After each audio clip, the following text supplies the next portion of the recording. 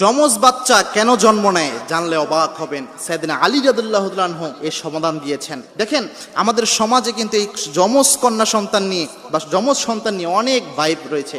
যেমন অনেকে মনে করেন যে কলা খেলে, যমজ কলা খেলে হয়তো যমজ সন্তান হবে, এটা অনেকের ভুল ধারণা এমন রয়েছে, বা অনেক ভুল ধারণা রয়েছে। বর্তমান মেডিকেল সায়েন্সও বিভিন্ন ব্যাখ্যা দেওয়ার চেষ্টা করেছেন সন্তান কেন এরকম হয়।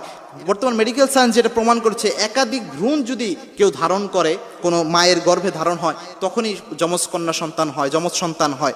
এই যমজ সন্তান আল্লাহ রাব্বুল আলামিন এটাও একটা নিদর্শন। এবং সাইয়েদনা আলী এখানে জানালেন, যদি কোনো কন্যা সন্তানকে আল্লাহ যমজ হিসেবে দান করে বা পুত্র সন্তানও যদি যমজ হয়, আল্লাহ রাব্বুল আলামিন সন্তুষ্ট হয়েই তার কল্যাণের জন্য আল্লাহ রাব্বুল আলামিন তাকে ভালোবেসেই এটা দান করেন। সুতরাং এটা নিয়ে নাশুকরি করার কিছু নাই, বরং এটার জন্য পড়া উচিত আলহামদুলিল্লাহ এবং বেশি বেশি আল্লাহর শুকরিয়া আদায় করা উচিত।